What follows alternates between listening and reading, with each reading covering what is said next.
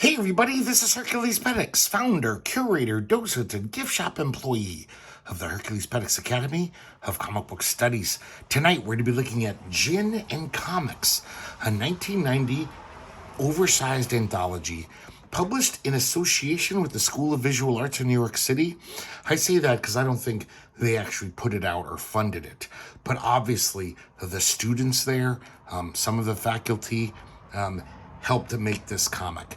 I don't know if you guys saw our videos on Bad News, number 3, I believe, and Picture Story number 2, but those were also kind of associated with the School of Visual Arts.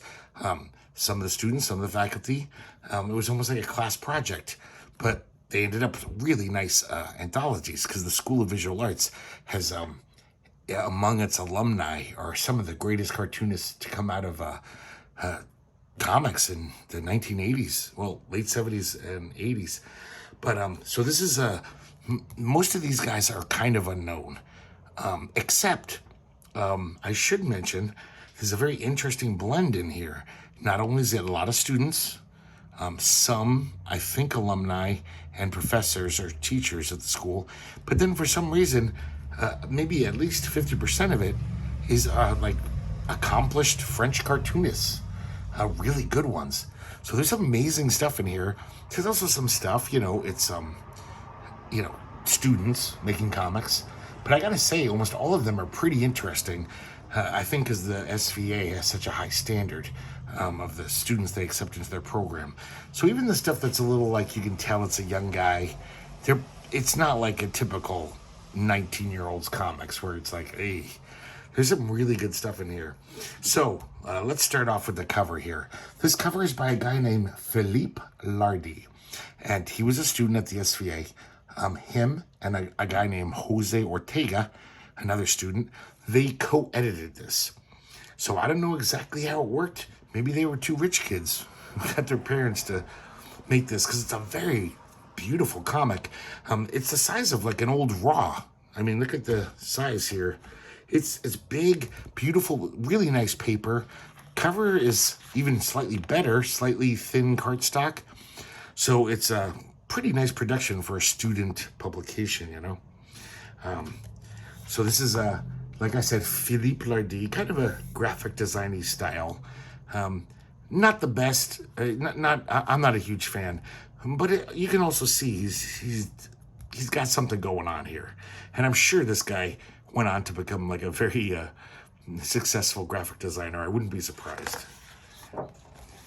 We have this inside front cover by another student by the name of another Philippe Weisbecker. And as you can see, very arty, very almost abstract art. It was like, even though this came out in 1990, it's very much that 80s school of cartooning, probably a little pretentious, but for the first time, people were saying, hey, comics can be art. And so they went with it. They were like, yeah, we're going to make them as arty as we can. So kind of interesting, just a little, vignette. Pretty nice, well-designed contents page here. And let's get into it. So the first, comic we have, even though it's more of a fumetti, if you will, because it's all photographs, is a guy named Alain Césac from Paris. Easter Dreams 1. There's going to be 3 of them in here. And the question is, are Easter Island statues dreaming of new hats? And so this guy just got 2 Easter Island statues and put these silly hats on him. He made little tiny hats. It's so silly and odd and weird, but I can't help but be charmed by these little strips. They're just so goofy and like kind of joyous and silly. I never heard of this guy. Who knows what this guy went on to do? Maybe he just became a normal photographer. Kind of fun. Next we have a sequential landscape drama by Alexander Ross, another student. And this is very just pretty much surreal, playing around with comics. I kind of like it, though. As you can see, it's very crude. I mean, this could have been drawn by a little kid, even though a little kid wouldn't have this much humor It's kind of a fun strip, even though it doesn't really make much sense. It's very silly, and it's almost like if Magritte made a comic. It's very odd. I don't know how to describe it. It's really hard to describe, so. But I kind of enjoyed it. Next, we have this guy, Peter Hoey. And Peter Hoey is another student. This one's called Let's Talk About Television. And as you can see, pretty accomplished young cartoonist, young artist all around. It's only 4 panels, but just kind of this weird imagery, this guy carrying a TV around, and then he ends up sitting on it, the TV, as a bench and watching other TVs in a window. It says, let's talk about television, the pretty pictures, and everything else. So, not much substance, but looks pretty good. This guy I like a lot. His name's Lionel Coquelin from Paris. This is called Circus Souvenirs. And as you can see, this is very much of that 80s kind of almost punk new wave art. Gary Panter, I imagine, is the godfather of that. Guys like Mark Merrick and National Lampoon, who drawing very crude, almost like, Mark Beyer is probably another godfather of this movement. And so, as you can see, it's crazy crude, this art. But I gotta say, this is some fun stuff. All these panels are basically little tiny stories, little mini stories. Helmut the Lion Tamer wondered if his beast D'Artagnan might have homosexual tendencies. The winter was so harsh that the horse began to require massive doses of cognac.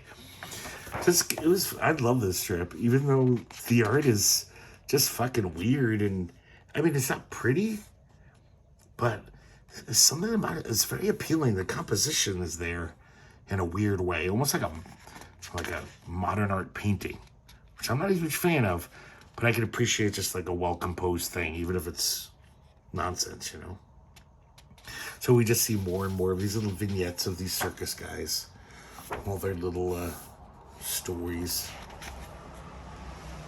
Pretty fun stuff. I definitely wouldn't mind reading more by this guy. Next, we have Empire by Jose Ortega, the co-editor. And as you can see, it's very, Eric Drucker, Seth Tabachman, World War III illustrated, 80s. And it's also political. It could be in World War III. We see this guy, basically your average citizen. He's walking home with groceries. There's protests going on in New York City. I'm assuming it's New York City. And he is just annoyed by it. He's like, these damn protesters. I got to get to my apartment so I don't have to, I can shut out the noise. I can crank my TV and I won't have to hear it. Totally doesn't care about this horrible repression going on. And at one point, he starts washing his dishes and he hears a gunshot. And then a second shot is fired. It goes right through his window and kills him. I assume there's a message there, a political message. But it's pretty striking visuals, pretty nice stuff. This one is really kind of fun. Skelephone Wants Skin. This is by another student named Ion, I-O-N. I imagine he was some kind of pretentious guy, if that's his pen name. And these are just very silly, almost like children's comics for very weird children. Very odd children, insane children. And it's just very lighthearted and silly. And as you can see by the art, once again, very crude. But that's almost the appeal of it. You could almost imagine a child drawing this. Just a silly child making up weird, crazy stuff. This character is called the Sextopus. He's an octopus, but he only has 6 arms. Very strange, but kind of fun. I totally wouldn't mind seeing more of this guy. So next we have the first in what's going to be, I think 4 are in here. Do You Still Want to Be Bob? And these are written by Peter Gilstrap and drawn by Peter Hoey, the guy we just saw a few pages back. And these are, it even says down here, circle one, yes, no, maybe. And so we're introduced to this guy, Bob. He's that kind of guy who everything goes his way. Everyone kind of envies him. it's written in the second person. He's like, you've always wondered what it would be like to walk in his polished shoes. Step back, though. Take a closer look. He may not possess quite as much as meets the eye. And we realize he has a prosthetic arm. Strangely enough, it's his lit cigarette still in the arm, even though it's unattached. Very odd, these drawings. Pretty nice, though. The Peter Hoey guy's got some skills. Okay. So here we have, so now we're getting to the teachers at SVA. This makes me almost suspect that maybe Jerry Moriarty, which I think Picture Story was like this. He basically said, hey kids, in my class, let's make a real comic. That's the best way to really be a cartoonist, to actually see your stuff in print, prepare it for print. You know, you had to do that back in the day. There was no computers, Photoshop, all that other stuff. So maybe, I don't know the origin behind this, but maybe Jerry Moriarty was the instigator because he was a professor there at SVA. Now, we have seen this before in Picture Story 2. Here he calls it a visual crime number 2. I don't know what happened to number 1, but there's going to be 3 more in this. And these, as you can see, almost like a fine art sensibility, Jerry Moriarty. He loved to do these things where it's just a drawing and then a little block of text. So I guess it's very loosely comics, but it does have interdependence between art and writing. So, you know, you could quibble about it. Who knows? But I don't think it's out of place here. This one's called Meter Man.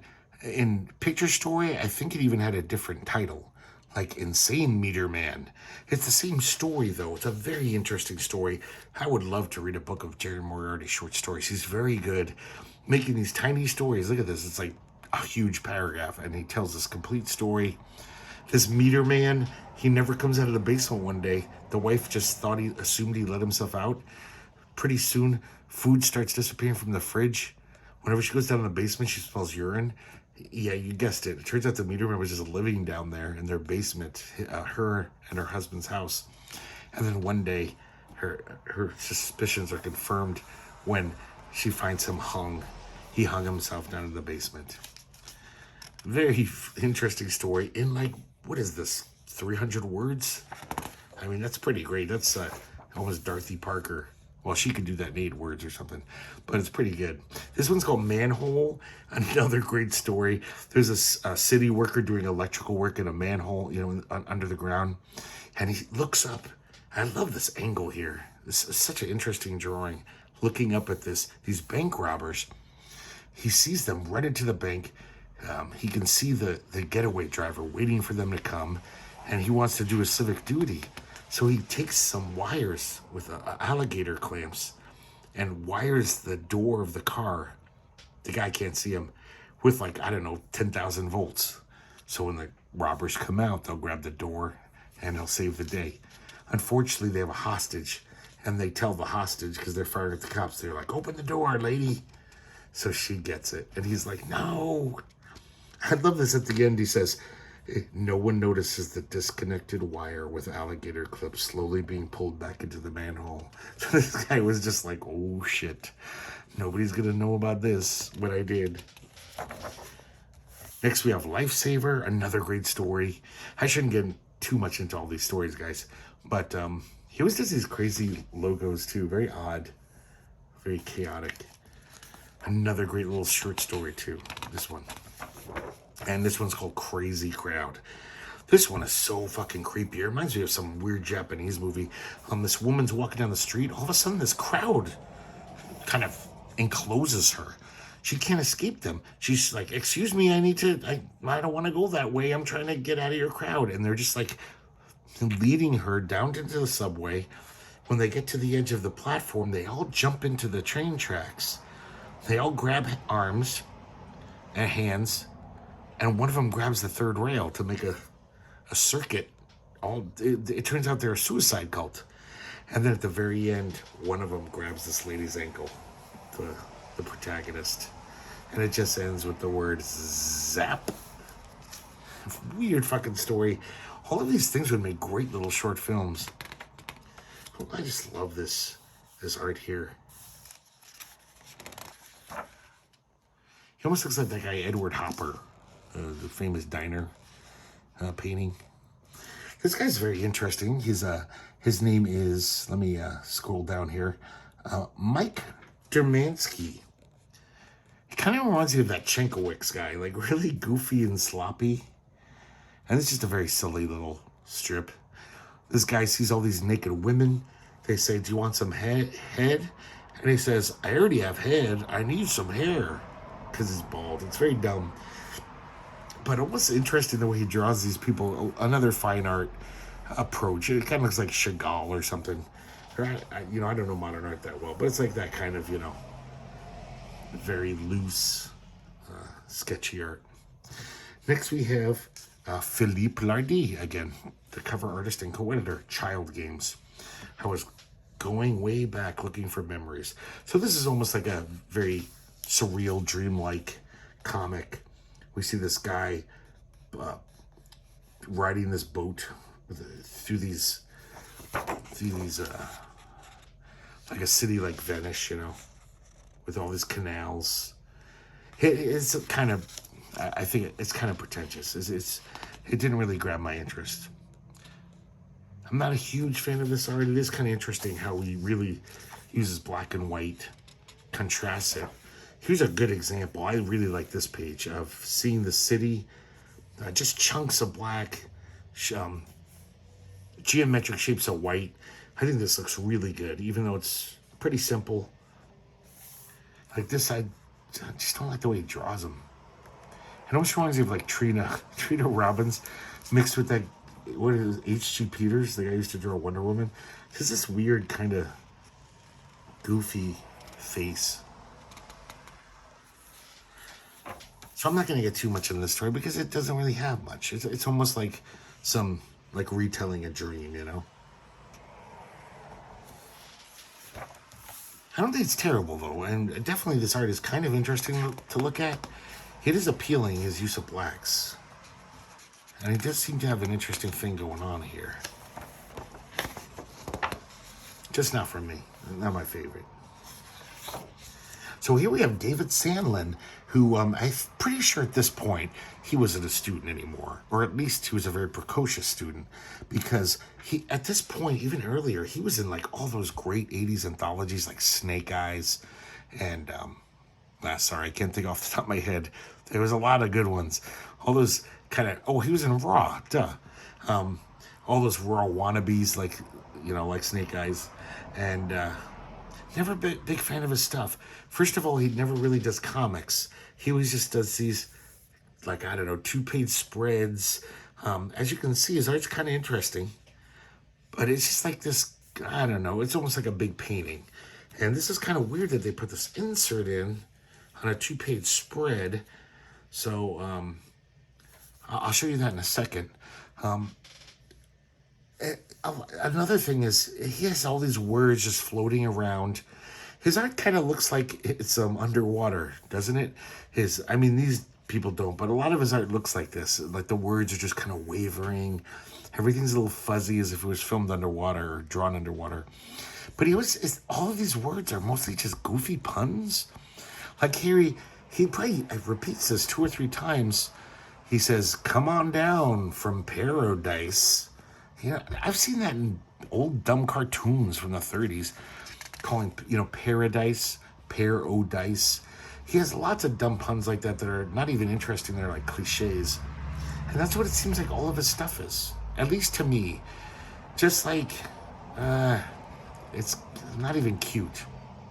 I totally do find some of his art appealing. And let's take a look at this one. So this is very interesting. So this says Satan Sheets. Here's an example of his punnery. Satanized for your pleasure instead of sanitized. But kind of cool that they did this. And let me flip it out. I think... Okay, we'll do this one first. I want to make sure I stay in frame because this is such a huge comic. It's hard to fit it on my desk and show it off to you. So as you can see, it's kind of like this crazy Tex Avery. If Tex Avery was just a macrocephalic waterhead, water baby, alcoholic. It's just very boozy looking to me. Yeah, just a lot of dumb stuff. All these words are not really worth doing, but kind of looks cool. And then on the other side, let's do this way. Let me see if I can get over here. I'd like to show you everything at once. I hope I got everything in there. And we see more of this. The strange thing is too, this insert, I guess it's not strange. It is interrupting this 2-page spread, but it does kind of fit with it.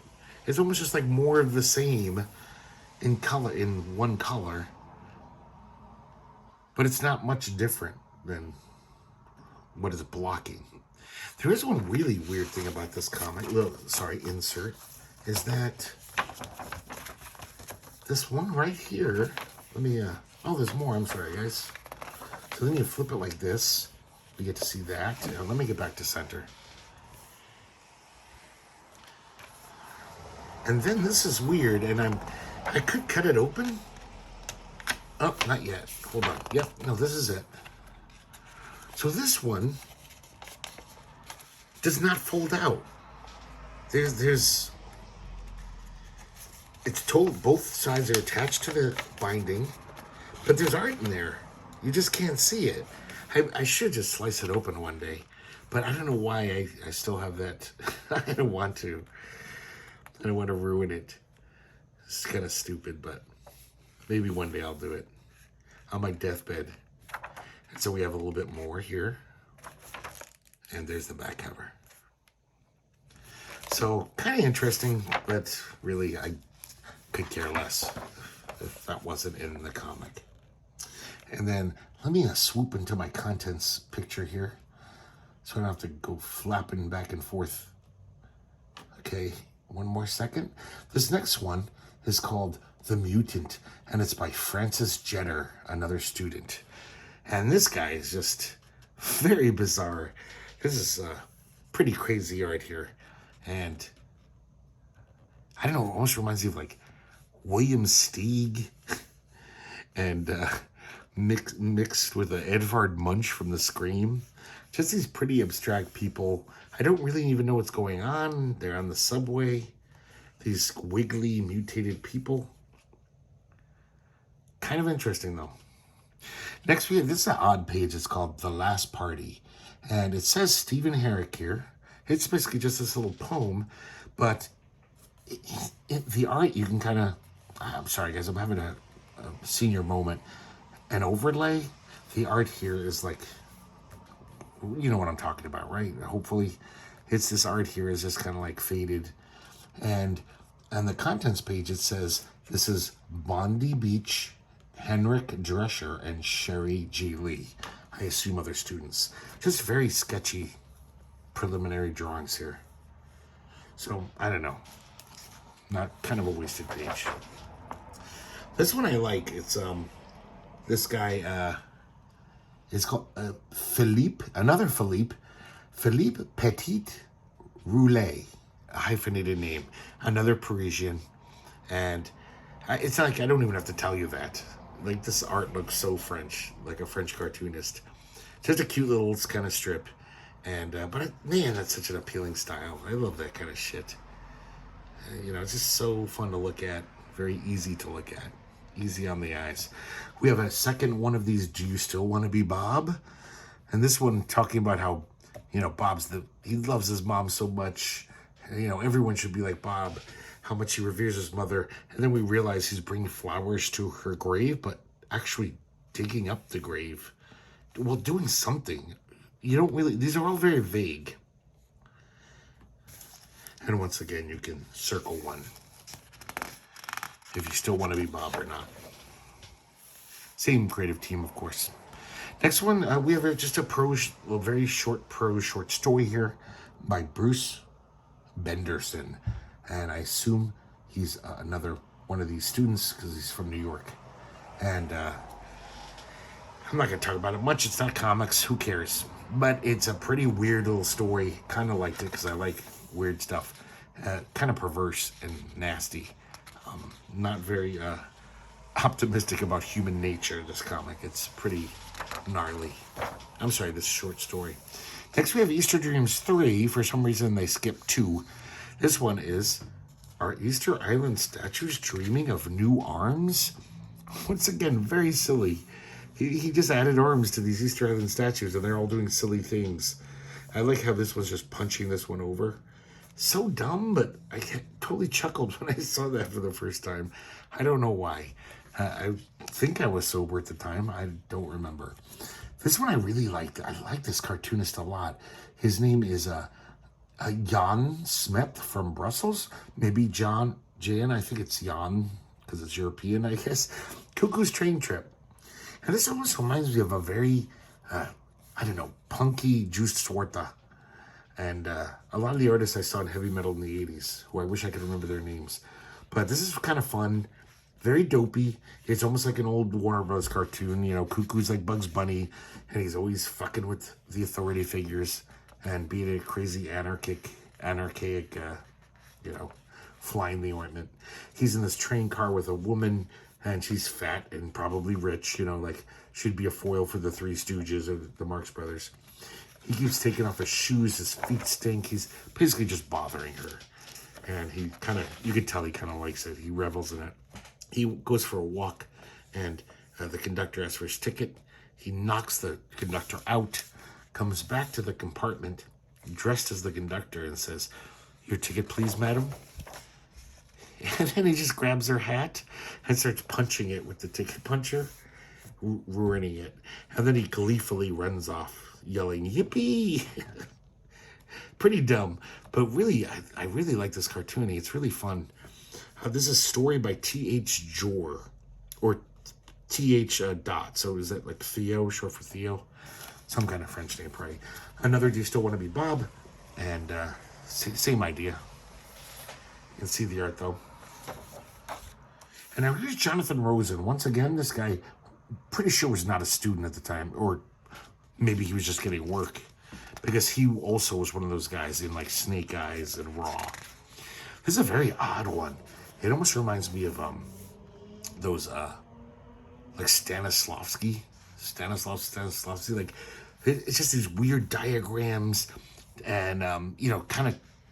But it's called How We Inhabit Our Bodies, and this doesn't really make much sense, all this writing. But the way it has arrows to the drawings, it makes it seem like diagrammatic. Is that the right word? I don't know. Yeah, I do think this is kind of fun to look at. There's all this interesting, but overall though, it's just a bunch of word salad kind of. He does have a good use of language, but it's still, it wasn't that fun to read. It's just like, okay, yeah, you know a lot of words and you're putting them together in an odd way, but it is kind of interesting. But whatever. I'm sure some people would love it. It's very subjective. Here's Easter Dreams 2 now. At Easter Island, are Easter Island statues dreaming of new organs? Once again, very dumb. This one's got boobies. And at the very end, this one's got a little wiener, an erect wiener. So now we have the co-editor, Jose Ortega. And he has this comic called The Old Story. And as you can see, once again, a very primitive type comic. It looks very 80s to me. I'm sure this guy loved Mark Beyer. The style is very different, but the simplicity of it's the same. But we do see inking like this, which I don't think Mark Beyer would ever do. This looks, once again, like Eric Drucker type inking, showing like clouds and rain and such. There's really not much to tell about the plot. It doesn't really have much of a plot. It's just kind of being weird. This one, I don't know. This is Philippe Weisbecker again, the guy who did the inside front cover. Kind of a different style. This reminds me of that underground comic I looked at about a year ago, Googie Wommer, where these are characters. You can see legs, but they're so abstracted that they're barely, they're just like almost abstract art. But they do have some kind of like, okay, that's a figure. Just a very odd little strip. Pretty arty and whatever. It's basically about the birth of dance. I don't know why. Just like the Googie One More Comics, I kind of like it. I don't understand it, but I find it kind of interesting. Now, guys, this is the piece de resistance of this comic. This is a Parisian cartoonist. I'm pretty sure he was established because this is the only comic in the anthology that is listed in the indicia as copyright Futuropolis 1987. So I'm assuming they reprinted this. Futuropolis is a very established, famous comic book publisher in France. So this guy, I think, he's a known quantity, and if you look at this art, you'll see why. Because this shit is so good. I really love this comic, and I realized that I've seen him before. I totally thought, another great new artist I've never seen. But about a few months ago, we looked at the new comics anthology, which had a fine section, and I totally forgot. I guess this guy, Mokeit, Moskeit. I'm sorry, no S. Mokeit. He was in that. I haven't gotten it off the shelf yet. I want to definitely grab it off the shelf tomorrow and check it out. But this is wonderful stuff. We see this kind of older guy, and he starts it off, first person narration. That morning, I never suspected what was going to happen. And believe me, a lot of crazy stuff happens. And he's going to a job interview, and his feet feel light. And he almost feels like he weighs less than normal. He didn't pay any mind. And at the interview, though, he basically, on accident, his hands flew into the interviewer's face. Like they were so light, he didn't realize how his own strength. The guy chased him out of the office. He lost the job. He walks home. By the time he makes it to his apartment, he's floating 3 inches above the ground. I'm sorry, it's not his apartment. He still has a floor to go, a story to climb. So this guy has to crawl up the stairs or pull himself up the stairs using the banisters, floating above the ground. Because he doesn't have the power of flight. His gravity seems to be weakening him around him. So he finally makes it to his room, and it won't go away. And he falls asleep eventually. And when he wakes up, it's even worse. He finds himself on the ceiling. His imagery is so good. And also, I haven't even mentioned how much I love his cartooning. It reminds me of a lot of guys, though I can't think off the top of my head. Maybe guys like Matzo and even like Brian Sendelback or something. Just really fun art. Just the way he draws this guy is kind of funny. So it's getting worse and worse. He's got to pull himself down the wall to, get some food and stuff. But then he eventually figures out this thing where he gets 2 suitcases and fills them full of weights and stuff. So he can walk to the grocery store, but the whole time he's got to carry these suitcases.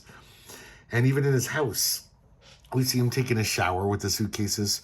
I love this. Even when he takes a dump, he's got all the suitcases on his lap or fly up to the ceiling. He nails his mattress to the ceiling so he can sleep there. He comes up with this system where he gets canvas bags and fills them with sand so he can wear them on his shoulders and have his hands free. But it starts like gouging his shoulders, like chafing them and leaving sores. One day he fell out of his sandbags. He's almost like a hot air balloon, and he fell upwards so hard that he almost gave himself a concussion on the ceiling. So it's getting worse and worse. Look how great this panel is, guys. Him sitting on his ceiling, so the whole thing's upside down, and he's looking out at the city street. Something about this panel really striking. So he's just living like this, but it's getting harder and harder to move. Because now the gravity, it's almost like living on Saturn or Jupiter, where the upside down gravity is like kind of crushing him. It's hard for him to move around. He's sweating profusely. He's losing weight. And then he can't even get down from the ceiling anymore to get more food. So he's starving to death. Look at that. Just a crazy picture. Here he is crawling on the ceiling.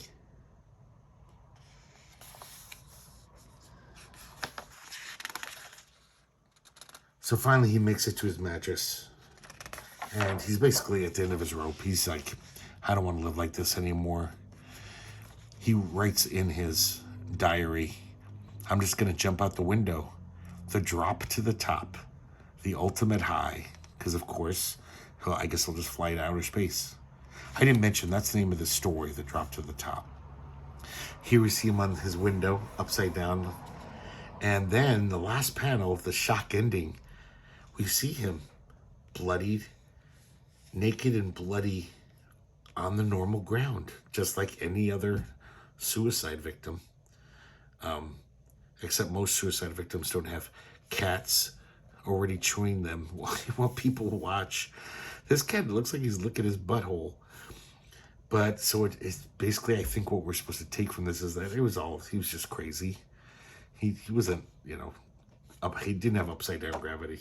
He fell to his death just like anyone else would. But it's also kind of weird just how nobody really seems to care. This face right here is totally reminding me of a cartoonist, and it's annoying the hell out of me. Not the cartoonist I mentioned. I wish I had a better memory. But man, guys, I love this story. This and the Moriarty stuff is like so worth owning this comic. But this story alone is worth it. Amazing stuff. So now we have Les Animaux Indiscrets. I'm pronouncing that dumb, I know. And this is the guy we saw earlier, that Philippe Petit Roulet, with that very, almost like New Yorker cartoony style, European style. The back cover is by Jose Ortega, the co-editor, and as you can see, I suspect Jose Ortega is one of those like fine artists who really never learned how to draw, or just isn't that good an artist, so he gets by and whatever, being like graphic designy and stuff. But I could be wrong. It's a kind of an attractive cover. It's just, I wouldn't say, wow, this guy's a great artist, but it doesn't look bad. Nice colors. So there you go, guys. Gin and Comics, a 1990 anthology that I don't know if anyone knows about this. It's kind of a rare bird. I've never seen it in a comic store. I bought it when it came out back then from some comic store, but I don't think there's a much back issue market for it. Probably due to its oversize. It's a little bulky. But yeah, I think it's definitely worth it. Definitely for that Mokeit story. And if you could find this, I'd pick it up. I bet it's cheap because nobody seems to care about it. But then again, it's probably rare. So, good luck. Thanks for watching, guys, and I hope to see you next time here at the Herculespetix Academy of Comic Book Studies.